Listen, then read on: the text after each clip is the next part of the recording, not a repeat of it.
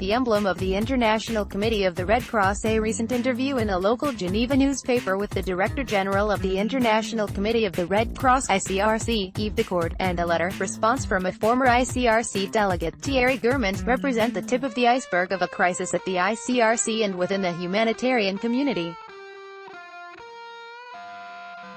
While a superficial reading of the arguments could be summarized as tradition versus change, there is much more below the surface.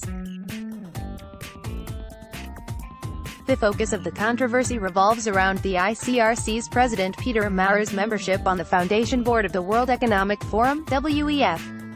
The arguments for Maurer's membership, access to decision-makers and potential donors, have been contrasted with the impartial, independent and neutral history of the Red Cross humanitarianism.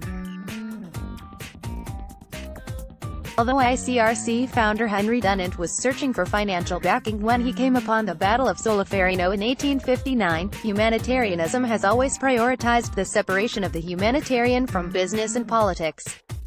Dunant never found sponsors, but he did start an organization that has won 3 Nobel Peace Prizes.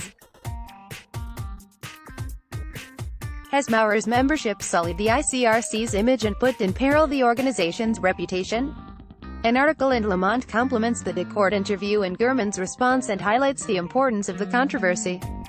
The issue has even been raised in the Swiss parliament. The ICRC has a double mandate to develop humanitarian law and make sure it is respecter et faire respecter, and to have access to victims of war and other situations of armed violence. During the Abu Ghraib crisis of 2003, when revelations came to light of torture and abuse of prisoners in Iraq by American soldiers, the Red Cross was confronted with the dilemma of going public or not. A heated internal debate ensued. When asked why the ICRC chose to remain silent, the then ICRC president Jakob Kellenberger said that going public would have threatened the organization's access. For him, access to the wounded and prisoners was more important than a public condemnation. For Kellenberger, access trumped respecter et faire respecter. But to remain silent during situations of obvious abuse erodes the moral authority of the organization.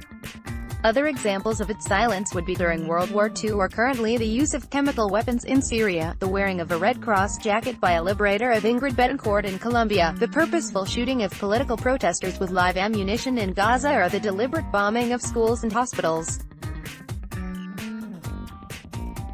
Furthermore, the ICRC is not a development institution, nor is it a conflict resolution mediator. Its reputation is based on its independence, impartiality and neutrality in helping victims during armed conflicts. It's that reputation which makes it unique. To be an ICRC delegate or humanitarian is to accept the fact that there will always be violence and wars. That is the tragic sense of humanitarianism.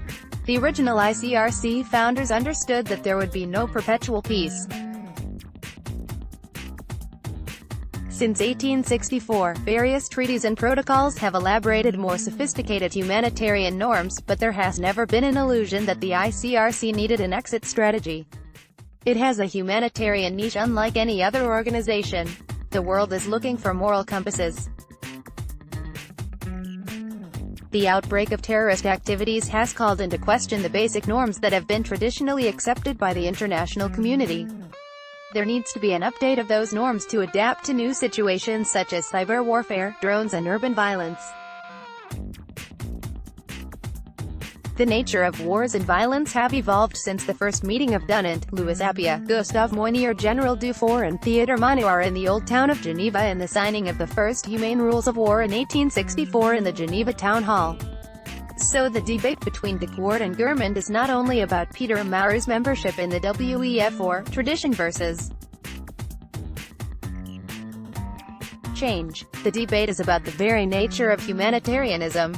Dunant wrote, "In an age when we hear so much of progress and civilization, is it not a matter of urgency, since unhappily we cannot always avoid wars, to press forward in a human and truly civilized spirit the attempt to prevent, or at least alleviate, the horrors of war? That foundation of humanitarianism can never change."